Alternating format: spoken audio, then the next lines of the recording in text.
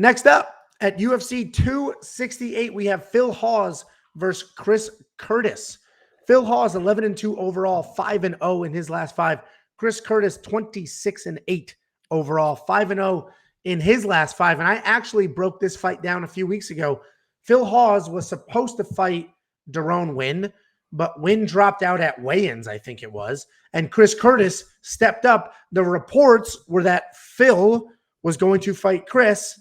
So I did the research. I put out the video. I did all of that. And then ultimately, Phil decided not to take the fight. He turned it down, saying that he needed more time to prepare for a last-minute opponent. And honestly, what that tells me, my takeaway from that, is how serious Phil Hawes takes his career. Because he was supposed to fight a smaller guy last minute. It should have been a layup for him as far as the sort of the on-the-spot odds were concerned. And Phil was like, nope, let me take a step back. I will choose not to get paid to prepare properly because I take my career that seriously. And I appreciate him for doing that, and good for him. Instead of chasing a payday and putting himself at risk, he's playing the long game in his career. As you know, Phil has very good wrestling. He's got a ton of power. He's incredibly explosive. He's been working in kicks really well to diversify his striking. His hands have power, and he looks better every single fight. He's a high-level athlete, and it shows every time he goes out there. His cardio issues seem to be resolved. I mean, he had cardio issues in his last fight. He did not. So let's assume that this fight he also will not. But in that fight against Dawkins, he seemed to have taken care of his cardio issues and was coming forward that entire time. Chris Curtis, there's a ton of tape on Chris Curtis. So he's a pretty easy guy to break down, easy guy to dig into. First of all, he's the real deal. He deserves to be in the UFC. I said this last time, and I'll say it again. I'm glad that he's here. And I'm glad that at least now it is not a sort of short notice favor. They let him at least get a few weeks in and show up. He's here because he was willing to step up, but he has a real opportunity, and they gave him a few weeks to prepare.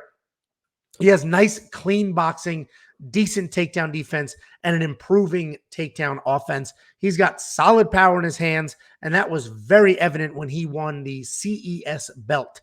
Nice, clean, short punches with crazy power. He works solid kicks. He'll touch up the body.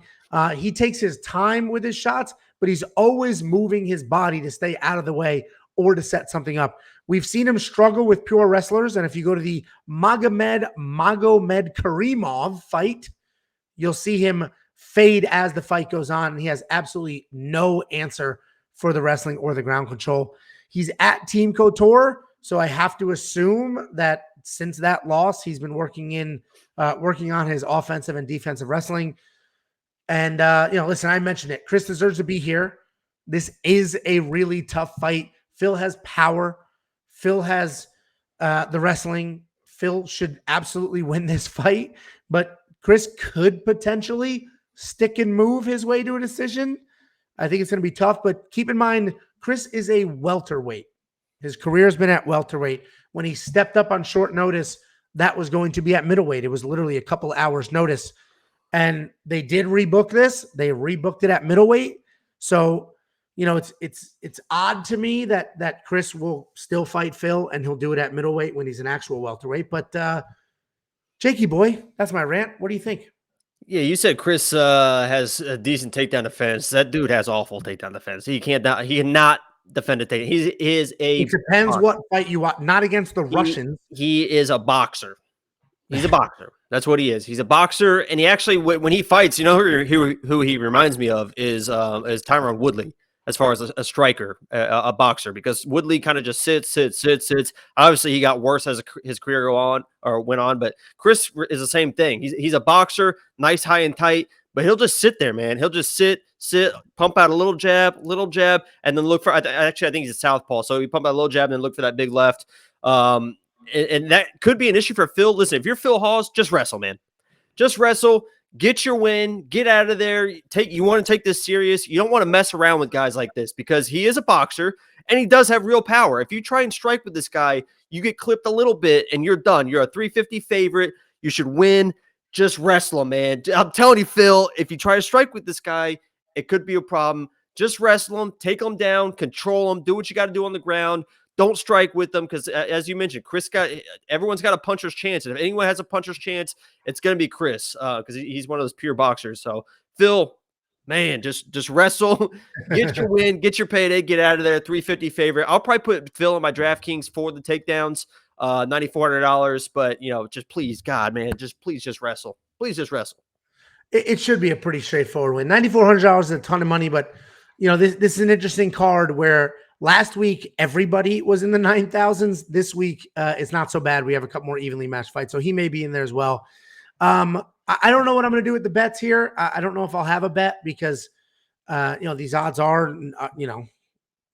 massive favorite. It's hard to find spots on some of those. I do like the more on Monkey Knife Fight. I think both these guys are tough. I think it will go a little bit.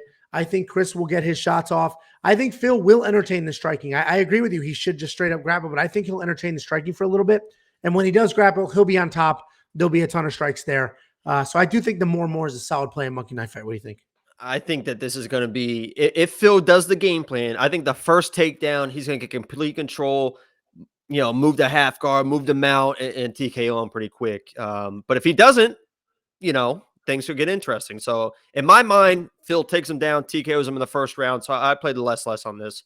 The only reason, Chris is tough, man. If you watch that Magomed Karimov fight, I freaking nailed that name. This is Phil Hawes, man. You see Phil Hawes with the elbows, the TKO. I get it, man. He's a naturally much bigger man. Oh, he is huge. And that is the factor here where Chris, all those fights that I mentioned and that I broke down were welterweight because he's a welterweight. So fighting at middleweight here, I'm surprised they rebooked this, honestly. It was one thing when it was short notice. It's a whole different story when it's a last minute thing. When you have a few weeks to plan. But either way, wewantpicks.com/bets. Jump into a betting promo. Reach out. Let me know that you did. And I'll go ahead and I'll send you $50 as a thank you. Monkey Knife Fight. I like the more. Jacob likes the less. Let me know what you're going to do. wewantpicks.com/MKF. They have a 100% deposit match up to $100. Don't forget, go to wewantpicks.com/bets and make a deposit. We have 3 different betting partners to work with.